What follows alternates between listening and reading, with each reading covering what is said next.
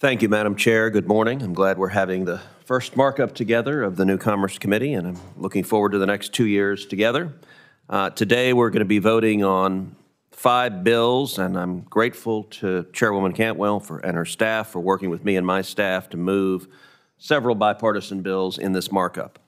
2 of the bills I want to briefly mention.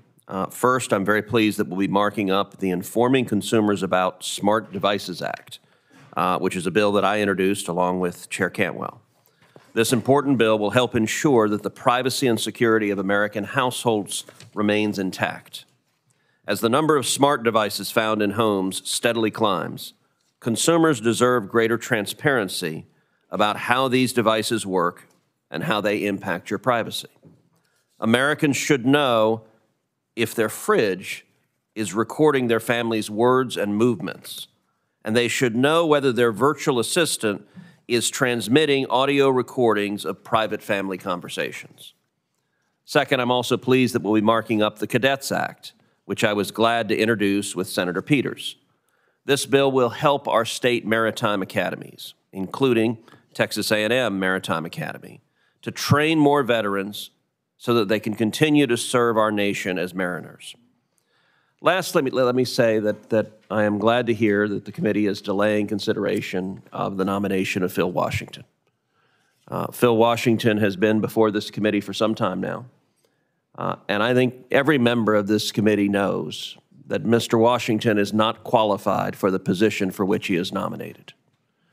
The head of the FAA is a specialized technical job that by statute requires someone learned in aviation. Mr. Washington has never flown a plane. He was never a military pilot. He was never a commercial pilot. He's never worked at an airline. He's never worked at the FAA.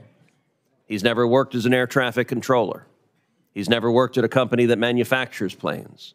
He's never worked at a company that repairs planes. One member of this committee commented to me very simply, "Nice man, not qualified." I think senators on both sides of the aisle here understand that's a serious problem. When millions of Americans trust the FAA to keep their families safe, we want someone leading the FAA with the expertise to do so. I also think the administration has an easy and clear path in front of it. Acting Administrator Billy Nolan has all of the experience that Mr. Washington lacks. He has decades in aviation. He has decades in aviation safety. He has multiple certifications in aviation safety. He's a pilot. He was the choice of President Biden to be acting administrator. So obviously the White House has some degree of confidence in him because they gave him the position of acting administrator. And as I suggested at a previous hearing, if the White House were to withdraw Mr. Washington and nominate Mr. Nolan, both Mr. Washington and Mr. Nolan are African American. The difference is Mr. Nolan has the experience we should require in that position. If the White House were to withdraw Mr. Washington and nominate Mr. Nolan, I have every confidence that this committee would move that nomination swiftly and that he would be confirmed with a substantial bipartisan vote. And given the importance of keeping the flying public safe, given multiple near misses we're seeing across this country, I believe the White House and this committee should move swiftly to ensure we have a qualified Senate-confirmed leader at the FAA.